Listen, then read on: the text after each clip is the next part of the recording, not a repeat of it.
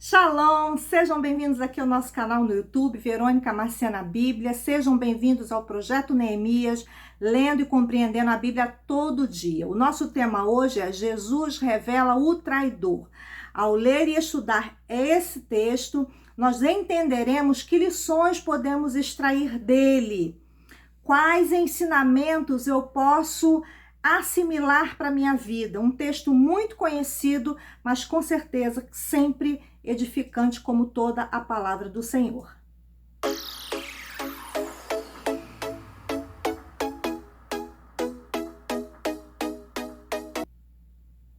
Evangelho segundo Mateus, capítulo 26, do versículo 20 ao versículo 25, é a nossa leitura. Ao pôr do sol, estava Jesus reclinado próximo à mesa com os 12. E durante a refeição, Jesus revelou: com toda certeza vos afirmo que um dentre vós me trairá. Essa declaração consternou a todos e começaram a indagar um após outro: Senhor, porventura serei eu? Indicou-lhe Jesus: aquele que comeu juntamente comigo do mesmo prato, este é o que vai me trair. O Filho do Homem vai, como de fato está escrito a respeito dele. Mas ai daquele que trai o Filho do Homem. Melhor lhe seria jamais haver nascido. Então Judas, que haveria de consumar a traição, disse: acaso seria eu, meu mestre? E Jesus afirmou-lhe: sim, tu o declaraste. Um texto bastante conhecido, porque nesse momento a traição contra Jesus já havia sido toda traçada, toda elaborada, como nós já falamos em alguns vídeos anteriores. Então agora Jesus está com os 12 numa refeição que havia sido preparada para celebrarem a Páscoa. E naquele momento em que Jesus está próximo à mesa ali com todos os seus discípulos, inclusive Judas, o traidor, Jesus ele vai fazer, ou ele faz uma declaração a todos. Ele fala que dentre aqueles que estão ali haverá um traidor, sairia uma traição.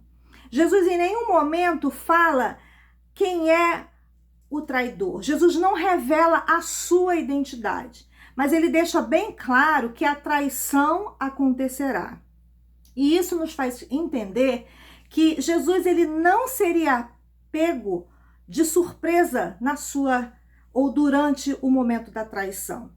Tudo que aconteceria com Jesus teria um objetivo, um propósito. Era cumprir exatamente o que a palavra de Deus disse a respeito da sua missão. E a sua missão passaria por esse momento terrível, que inclui também o momento da traição, o momento que ele seria entregue, que ele seria martirizado, crucificado, e daqui para frente a gente vai começar a entrar mais fundo nesse assunto. Então, a revelação que Jesus faz para todos os discípulos que não entendiam a missão de Jesus na sua totalidade foi de consternação, ou seja, eles ficaram entristecidos e começaram a indagar: será que o traidor sou eu? Será que quem é o traidor? E começaram a indagar entre eles quem seria o traidor. Então, naquela hora, Judas também não se manifesta, ou pelo menos o texto não diz isso, mas Jesus ele dá uma pista, ele dá uma dica para os discípulos de quem seria o traidor. E Jesus fala exatamente aqui no versículo 23 que o traidor era aquele que realmente comia no seu mesmo prato, que mergulhava o pão no mesmo prato que ele.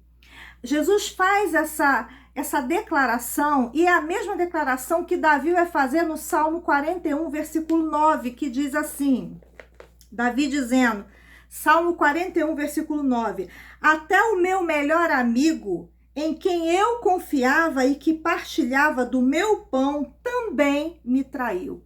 O pão, ele era um elemento, ou é até nos dias de hoje, presente em todas as refeições, inclusive as refeições elaboradas para os dias festivos.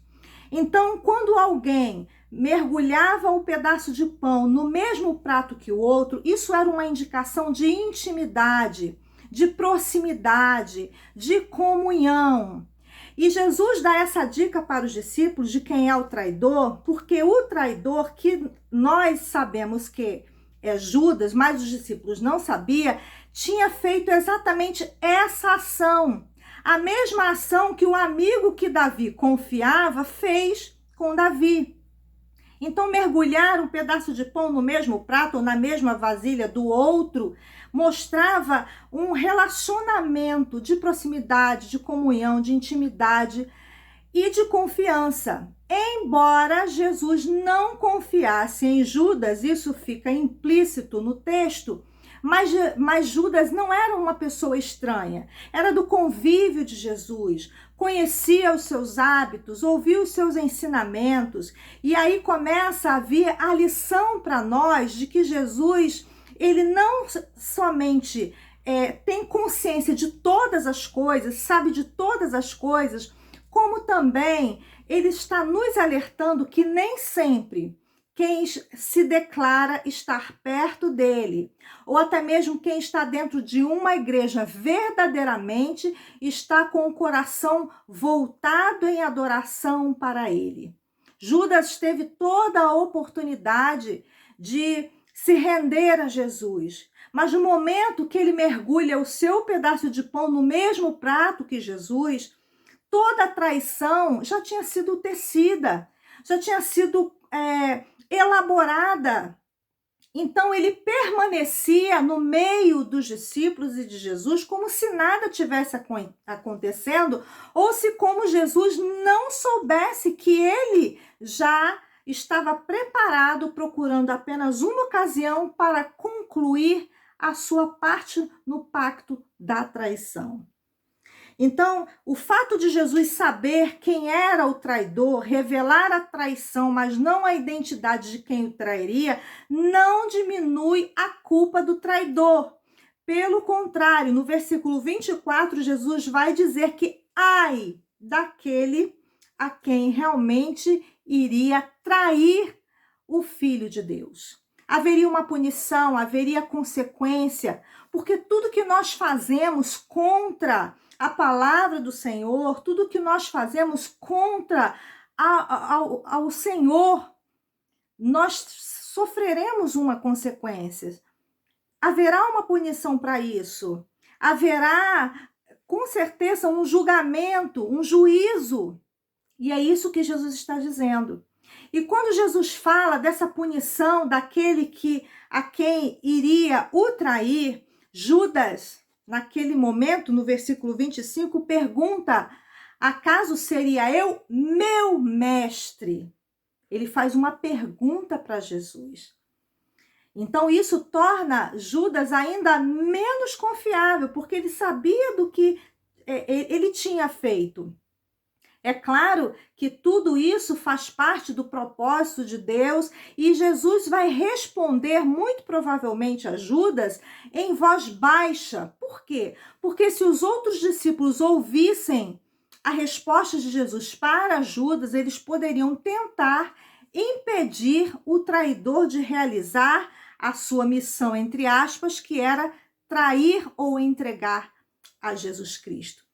Que na realidade tudo isso está dentro do plano da redenção. Jesus, ele não seria crucificado, ele não seria um sacrifício involuntário. Jesus, ele não seria uma vítima involuntária de tudo que ele iria passar, de todo o sofrimento, de todo o martírio, de toda a morte de cruz. Não. Pelo contrário, Jesus, ele se ofereceu espontaneamente para obedecer ao Pai, se render, vir a este mundo, cumprir esse propósito, sofrer morte de cruz para resgatar a humanidade do domínio do pecado.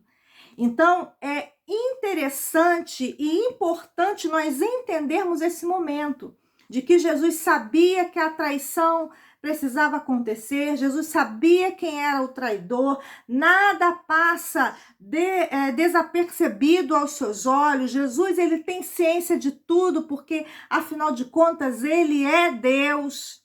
Ele é 100% homem e 100% Deus. Jesus, ele tem, ou ele tinha aqui descrito nesse momento a sua natureza humana, mas também a sua natureza divina. Jesus não era 50% homem e 50% Deus, mas 100% homem e 100% Deus. Então, fazia parte do pacote, digamos assim, da nossa redenção, Jesus passar por esse momento. E aquele que o trairia seria alguém que estava perto, alguém que estava próximo a ele, alguém que não deixou de ouvir a sua palavra. E isso traz também ao nosso coração uma outra lição, não só de que Jesus não era vítima, não só de que Jesus tinha ciência de tudo, não só de que isso faria parte do processo da redenção, da missão de Cristo, mas de que o Senhor, ele dá oportunidade a todos de se converterem a Cristo. Então, trair Jesus fazia parte de uma missão, do propósito, sim, é claro, mas também não quer dizer que Jesus não pregaria ao traidor. Jesus não deixaria que o traidor não ouvisse a sua mensagem, a mensagem da salvação.